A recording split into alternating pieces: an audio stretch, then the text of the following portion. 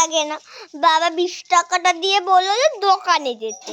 এই ভর দুপুরে আবার রাতটা আবার রোদ্দুর, এভাবে করে কে দোকানে যায়? ভালোই লাগে না। সবাই ঘুমাচ্ছে, আমাকে বলছে দোকানে যেতে। দোকান বন্ধ থাকলে তো আবার অনেক দূরে যেতে হবে। কি করি?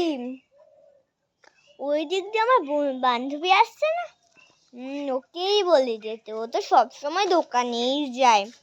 ওই সৈনিকটি কাছে আয় না, দূর থেকে বলা যায়? দূর থেকে বলা যাবে না। দাঁড়া, যাচ্ছি কাছে।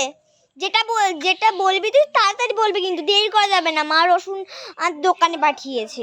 এই তো আমার কাজটা হয়ে গেল। তো দোকানেই যাচ্ছে, আর আমার তো কাজ দোকানে।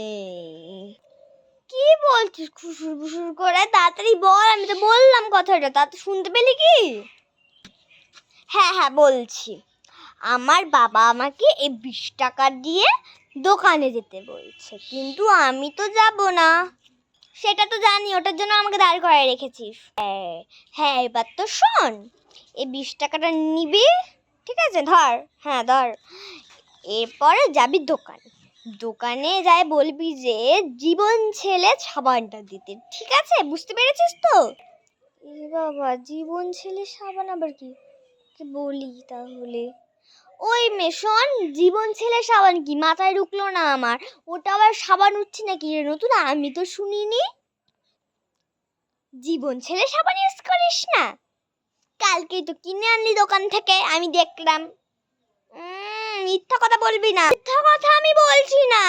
জীবন ছেলে সাবান কি একটু ঠিক করে বল, বুঝতে পারছি না আমি, আর ইউজ করিও না আমি। উফ, মাথা মোটা। জীবনকে ইংলিশে কি বলে? জীবনকে ইংলিশে লাইফ।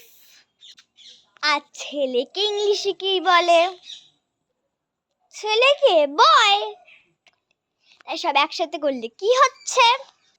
সব একসাথে করলে লাইফ বয়, লাইফ বয়। তাহলে বুঝতে পারি না, যা এবার নিয়ে আয় তাড়াতাড়ি। হ্যাঁ যাচ্ছি। এভাবে করে আবার বলে জীবন ছেলে কি লাইফ বয়, কি এরকম বানাই স্যার?